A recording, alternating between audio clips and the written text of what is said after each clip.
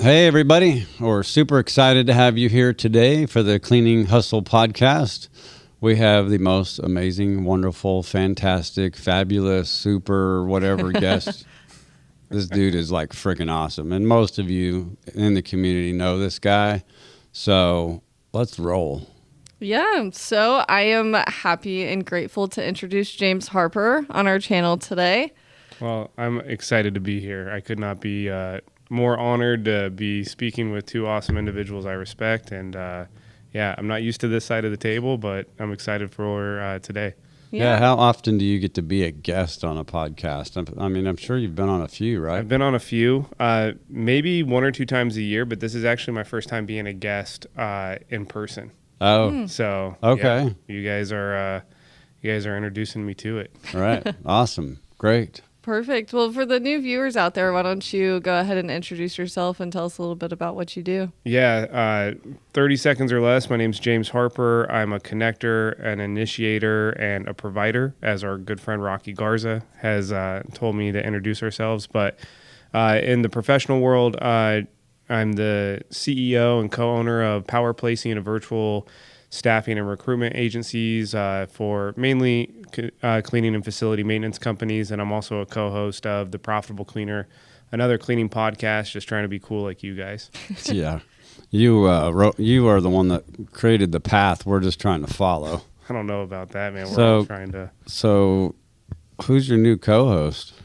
Yeah, good question. I currently don't have one right now. So you are the man. I'm the man right now, and I always say the show should be about the guest and not the host. And so, yeah, currently don't have a co-host. That might change. That's all in God's plans, but we'll see where it's happening. But we're still having good conversations. Yeah, well, that's what's important. Yep. I think you were talking yesterday about you did the analysis on podcasts. Yeah. And what was the variable difference between how often the guest talked versus the person that was hosting it? So this is interesting. I took 3 of my favorite podcasts, and both are long format, so 2 hours plus, 2 to 3 hours. It was Rogan, Chris Williamson, and Sean Ryan.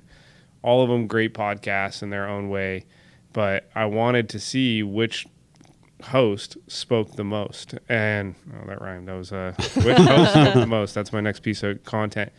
Rogan was the most. I think he was almost 50% of the show that he was speaking, right? Chris Williamson was second. He was about 90 minutes. And then Sean Ryan, I don't know how this guy does it, but he was, I can't remember his exact time, but it was less than 30% of the time. He was just listening. And I think that's a really interesting thing for me as a podcaster to assess. And I'm like, how does Sean Ryan get so much out of these guests with saying so little? So. Yeah. That means today you have to talk 70% of the time. Well, there's two of you guys. Yeah, but we only have to do 15% Yeah, each. there you go. There you go. Yeah, good point. All right, cool. So, yeah, you and I are partners in power placing, and there's a whole lot of conversations you and I could have about a whole lot of subjects. So, but today we really want to focus on what power placing is, everything. Like, let's start from the beginning. Okay. What in the world?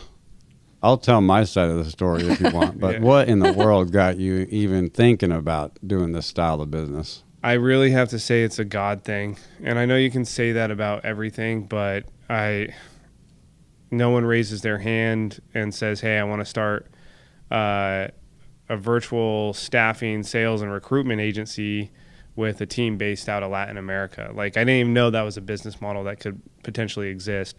Long story short, I was a busy entrepreneur. I was in the process of trying to outsource work to honestly, at the time, get cheap labor. And I hate that term, and we can get into that later. And I was working with people in India, Pakistan, Philippines, and it just wasn't working out. And I went to interview a lady in Nicaragua, and I had interviewed a few people from Kenya and Nigeria right before that, and the interviews didn't go great. So when this lady hopped on the screen, thought it was going to be some, black woman, right? And her name was Nazareth, and she was this beautiful Latina woman. And I said, where are you from? She goes, Nicaragua. I said, is isn't that in Africa? I had no clue. Right. I literally had no clue. And she was like, oh my gosh. She was probably like, who am I speaking with? And I'm like, do you speak Nicaraguan? Like, I didn't even know where the country was. I was so ignorant to it. And she's like, no. She's like, I speak Spanish. And she had great English and just really good. There was a good fit there. So that's when we now use the term Latin American remote work is very culturally aligned. They really got the slang, how to navigate the conversation. If you work with someone in other parts of the world, you might get an email that says, "Dear Sir, good morning." You know, and it's like, well, that's proper English, but I would never email you saying, "Dear Sir." Right. Yeah. And so I met Nazareth, and I joke with her and our team. I'm like every good Latina does. She says, "Hey, you're trying to do this in India? I know a cousin. I have a cousin that can do that." Her cousin to this day actually still works with us, and that's Daisy Mora. Oh, and yeah. so Daisy was our first sales lady, and I just fell in love. Anybody that wants to sign up after this podcast will get to meet Daisy first. Yeah, that's right. We'll put her booking link in the show notes below. But it's how it all happened. So I was trying to learn how can we outsource sales at the time, and sales is a tough game. Whether you're doing it on site, stateside, outsourcing, it doesn't matter. It's a tough game. But we did that for a long time, and really heavy in the commercial cleaning industry. And then I always say that there's two big needs in commercial cleaning: sales and staffing. So then a client needed a recruiter. They needed what we call a business manager, basically, a virtual operations person. And we said, we can figure it out.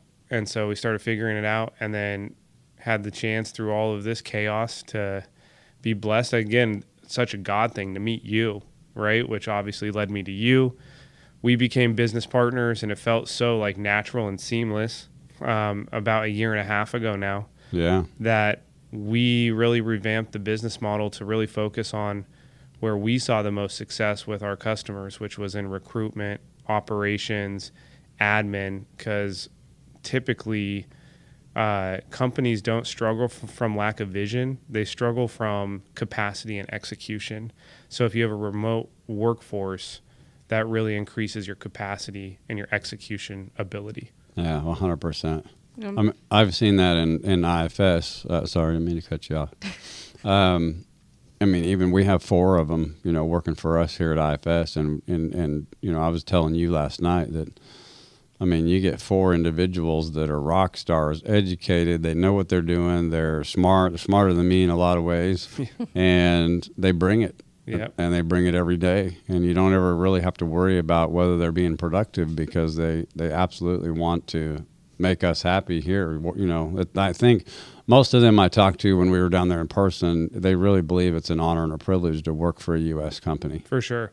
Well, it's such a win-win scenario, right? So it's a win for the company because you are saving a lot of money on labor cost. Because I think basically right now you have 4 full-time virtual people in place, where that might be 1 person if they were in office here in Dallas, right? Yeah. So it's a massive win from a financial perspective for the company. But the flip side too is because we've chosen to pay our people in the top 10% within Latin America, and some of our people get paid in the top 2% out there, and no joke, that it's a huge win for them. So they're like, okay, I have stability, security, leadership from financially and personally and professionally from this company. It's very rare. The first feedback I got, they said, "James, you are the first U.S. business owner I've ever seen on a Zoom call." I said, "What?" Well, what about in person? Yeah, let alone in person. We flew down there. That was one of probably my favorite weekends. That was a blast. Like, I had so much fun. I did too. And I'm so glad that you and Matthew and your mom came along with your dad for that. It's funny because people still bring you up in meetings. Not Matthew so much. I'm just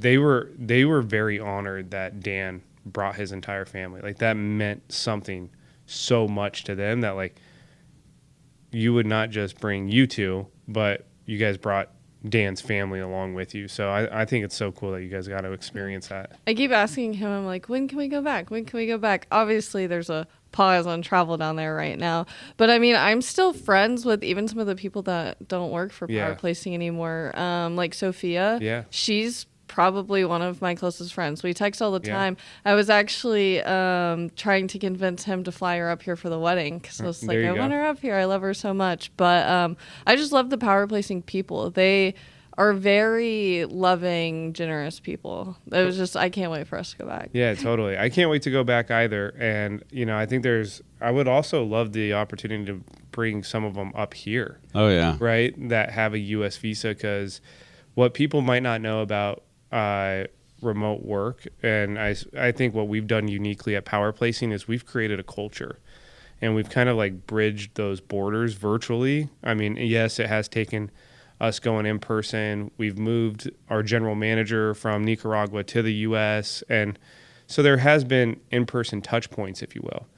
But we have this virtual culture, and I think that has played really well into the trials and tribulations we've experienced also in business, is that like there's not a lot of loyalty in the virtual world. Yeah. And I think we I think that's two-sided also. Totally. I think that a lot of U.S. companies just don't treat the people right. Yeah, 100%. So, you know, and we've always treated them as our equals. Totally. I think a lot of U.S. companies, and if you're listening to this, and you're looking to outsource work virtually, don't look at them as task doers. Yes, they will do tasks, right? Just like anyone you hire would and should do. But you actually have to hire based upon skill set and real business talent, right? I think someone that comes to mind is our customer success manager. I would put her up against anyone that we could hire locally, for lack of better words. She's not a task doer to me. She's a true problem solver and an initiator. And I could go down the list, but she was just the first one that popped to my mind. So don't look at them as task doers. Look at them as true problem solvers. Mm-hmm. It's good that you say that. You know, I feel like U.S. companies have a really big misconception, you know, about virtual recruitment, virtual talent, things like that. So what would you say the biggest misconception is, and how do you kind of combat that? Great question. I think the biggest misconception is we are going to get cheap labor that solves a true business problem. Cheap often doesn't have a good long-term success rate to it with whatever you do, right? Now, cheap is relative, but people are looking at, you know, $3 an hour, $4 an hour, like people in other parts of the world, and they expect them to come in and sell $1 million contract, or, hey, they're going to solve all my problems, or I can hire one VA at whatever the price and they're going to run my business. It's like, no. Cheap labor, you need to get that out of your vocabulary and understand that you hear all these gurus talk about, hey, I have a $4 an hour VA that rocks it. It's like, one, that VA's miserable. They're not loyal to you. And they're probably also not rocking it for you, right? So you have to actually find a partner that treats, pays, and grows their team in a way like you would stateside. I think that's why an agency partner like a Power Placing is a good fit for a lot of companies versus you trying to hire direct. And then understand that you still have to manage and lead these people. It's not... I mean, you have other U.S. employees that are remote. You have to lead them just like you would lead anyone in this office, right? You have to engage with them. It's no different when you have a VA. You still have to give them personal development. You still have to give them training. You do have to spend those hours on Zoom going through things. That can feel tedious at times, but it's no different than us being in the office together. So you have to manage them. And I see a big misconception in lack of training, lack of leadership, and then discrepancy in pay. I'm going to get someone for $3 an hour, and they're going to solve my problems. It's like, no, I can't do anything for cheap and get a real problem solved. Yeah, I agree. And I think a lot of, you know, I think even on our side on Power Placing, we've really had to focus on establishing those boundaries with our clients. Yeah. Like, here's your role in this. Yeah. Here's our role in this, because I think there is that misconception that a lot of clients will be like, well, I'm going to hire power placing and I'm going to put this person in a position and you guys are going to bring them with knowing everything they need to know. Yeah.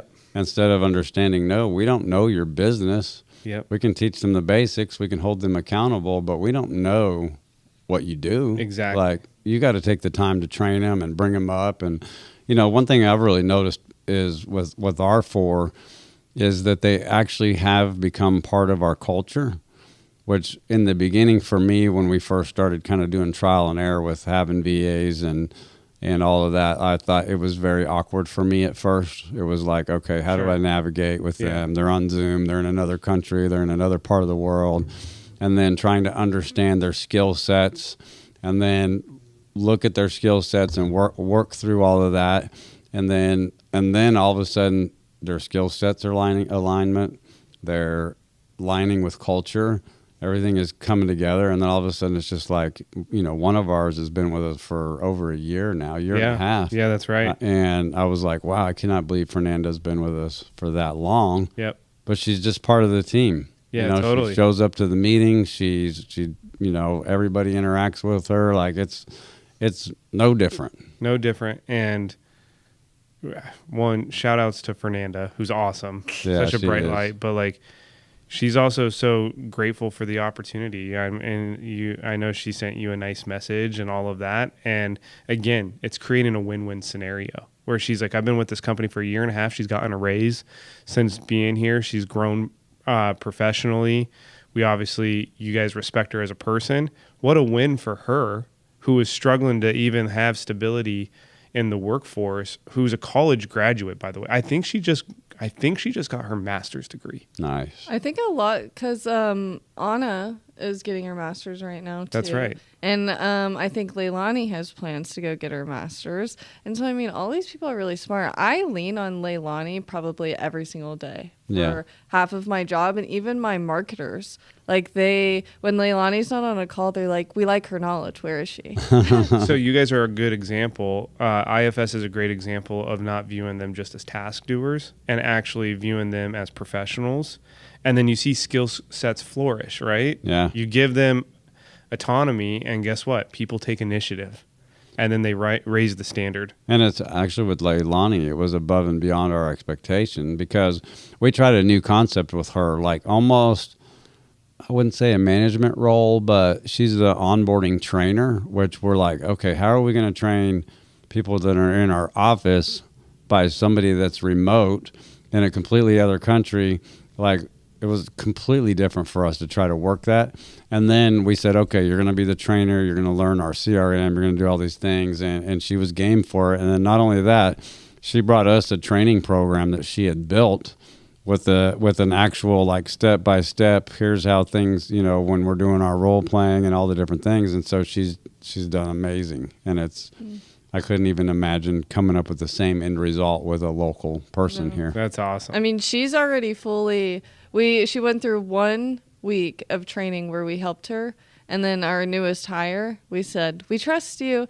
And that marketer has actually been our best producing marketer so far. She made an appointment her second day on the phone. There you go. And Leilani was the only one that trained her. There you go. Yeah. This is cool. This is the first time I'm hearing this, right? Yeah. So, like, I think that's awesome. And I think for me, it's like you have anything you're excited about, like the new iPhone comes out or Tesla or whatever, you know, like certain things you just can't stop talking about because you're so excited about it. And that's how, like, the realization of a virtual assistant, that's how I feel. Like, I get so excited about it. I'm sitting at dinner with friends and they're like, shut up already. We get it, you know? Yeah, totally. And it's like, I'm not trying to sell them. I'm just so excited about what it's done for our company and being able to give back to that community that I just can't stop talking about it. For sure. I always think about this. Like, I've had multiple businesses. This is my current business, and I love it. It's actually been my favorite so far. Most challenging, but also my favorite. And I do not see why every business does not have a virtual aspect. And I don't say that like, oh, hey, hire power placing. I do not know why. Like, I believe every dental office could easily have a virtual office manager.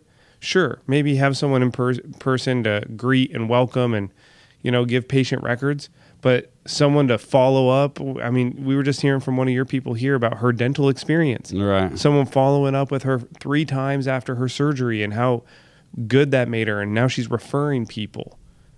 Well, that's great customer service that's going to lead to more sales, but you could make that virtual. Right. Right? Scheduling. If you have any scheduling, dispatch, logistical operations part of your business, you can probably make that virtual. You can increase your profit, and then the work is going to be the same, if not better. Yeah. For sure. Yeah. A little while ago, as in like 10 minutes ago, you talked about kind of how we have gone in person, you're trying to connect from border to border, being in another country. So how do you lead and manage and keep that culture when you're only seeing them once a year, once every other year? Oh, man. A lot of podcast guests always say, great question, because it's just a compliment and it's automatic. That is a great question. And I want you to know I mean that genuinely.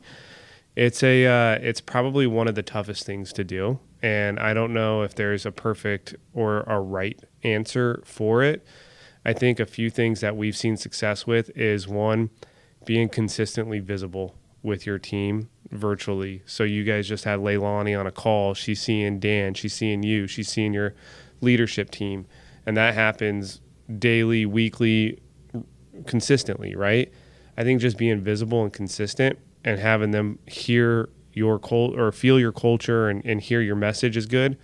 But then you have to build up other leaders that are going to be able to relate to them. So like, we have an awesome team, but it's really not a lot from my doing. It's from our management team's doing. And by working with Dan the last year and a half, I saw the importance of building up other leaders.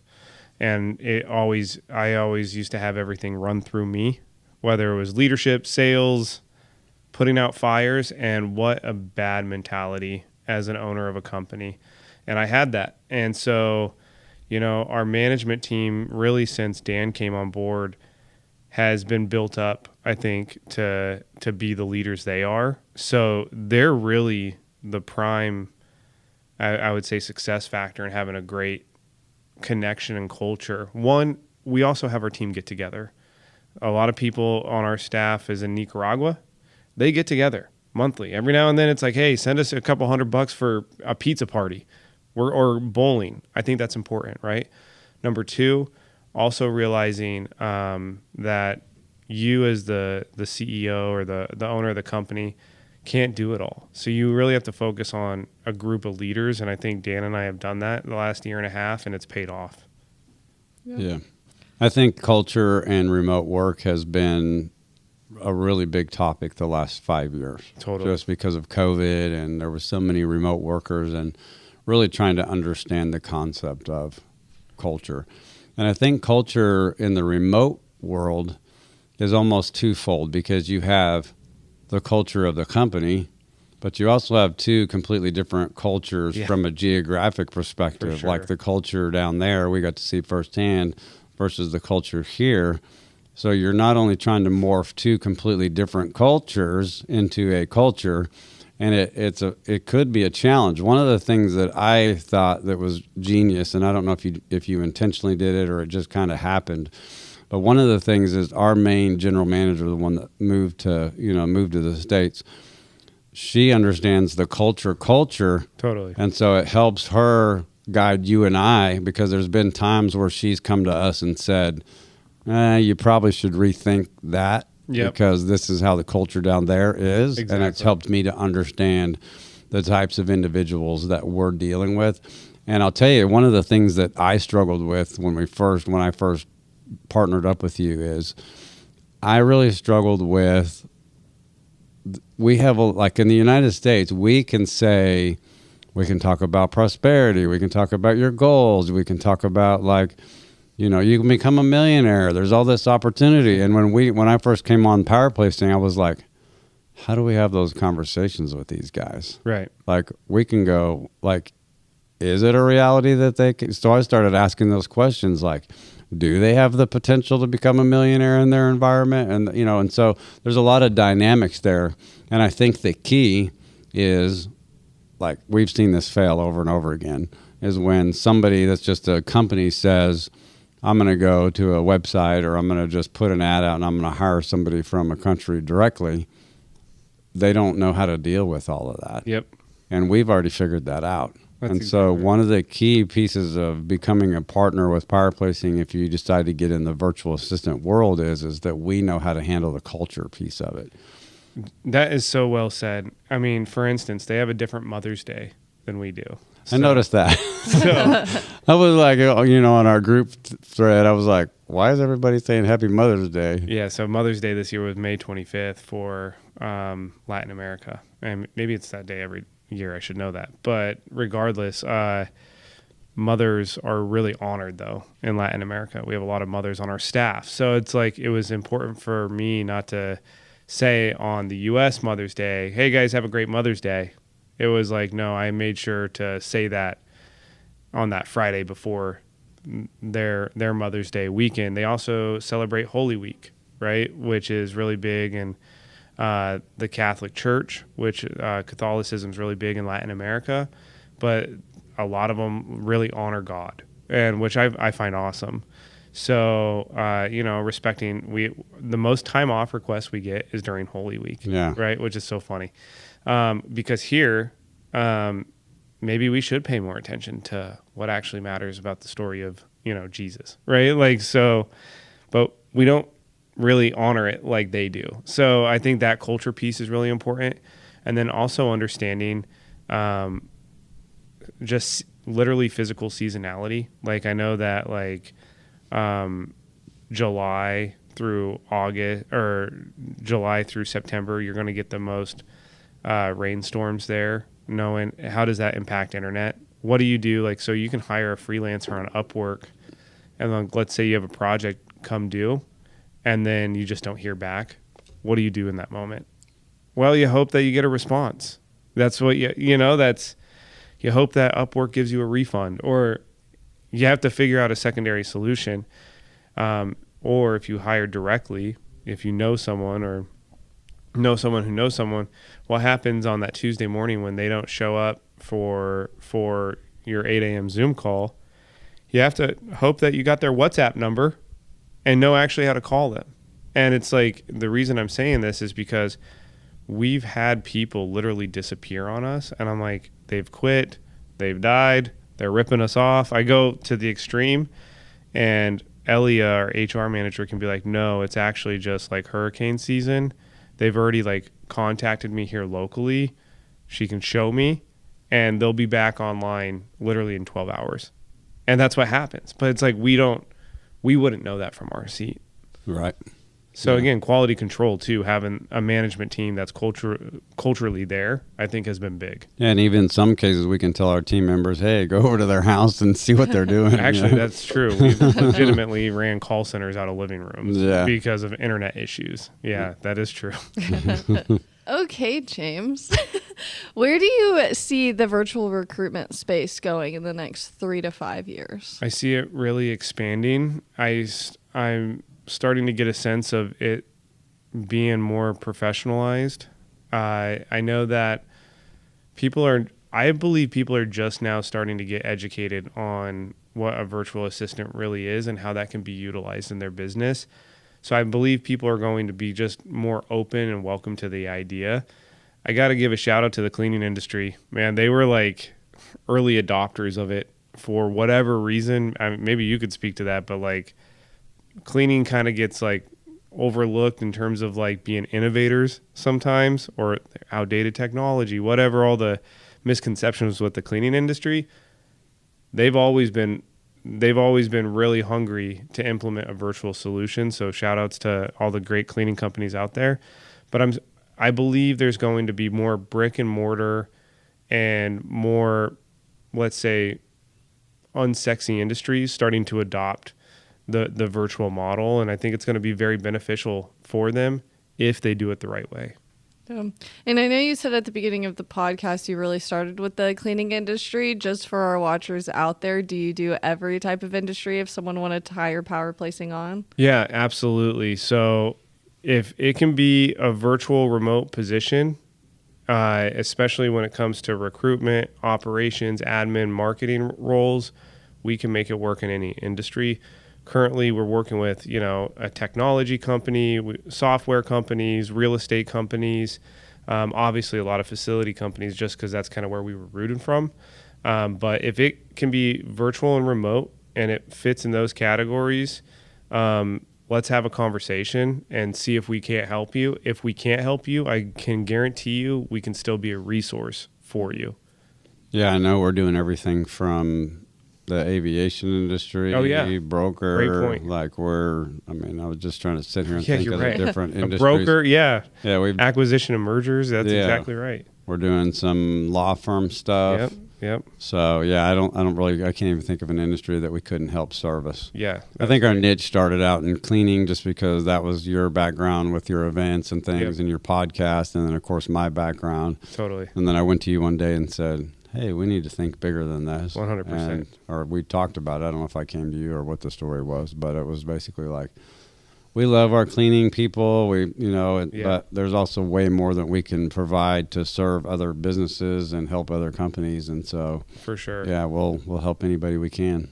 Well, I'll end with this. I bet you, as a customer of whatever you're a customer in, you are probably dealing with someone virtual more often than not, and you don't even know it.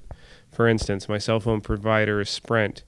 I can't remember, but a year ago I had a problem, and I had to call the hotline, right, which we all hate doing, right, customer support. And this lady answered, and she was awesome.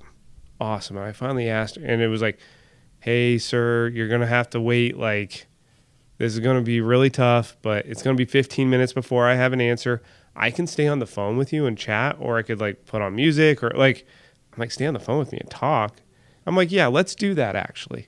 Let me meet a stranger, because I'm a weirdo like that. And I said, where are you from? She was the nicest lady. I still remember her name. Her name was Diane. She was from Colombia.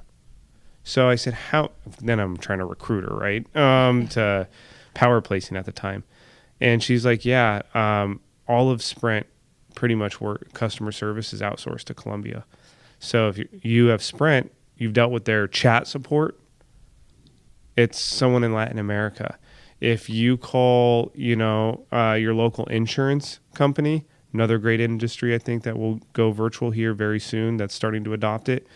That person that picks up the phone and says, hey, thanks for calling Bob's Insurance, probably virtual, and you don't even know it.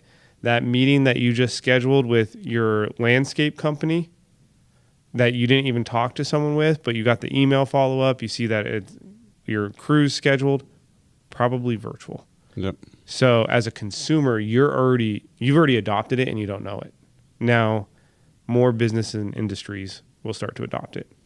I'm like you. Every time I'm on a call, I'm like, where you at? And then I just had to do a tech call with a new software that we did this week. And first thing I was like, where you at? She's like, I'm in Florida. Okay, cool. Are you working from home? Or are you at the That's right. Are you at the community center with your office? She's like, no, we're all in office here. And then I was on another call, ironically enough, and this guy was on the call and he was moving from room to room. Yeah. And he goes, I'm really sorry about this. It's just our company's expanding and growing so fast that there's not enough quiet rooms for us to do these meetings. So they had actually bumped him out of one quiet room into another. That's funny. So, yeah, there's a lot of, I can't even begin to tell you how many different things that I deal with that I know are remote situations. You were talking about that yesterday. Just expanding office space can be a challenge. Yeah. The real estate it takes for one person to have an office and a cube and a whatever. It's still real estate you have to pay for. Think about that. You have 4 people with power placing an IFS. That would be 4 desks and office space you'd have to have here. Yep.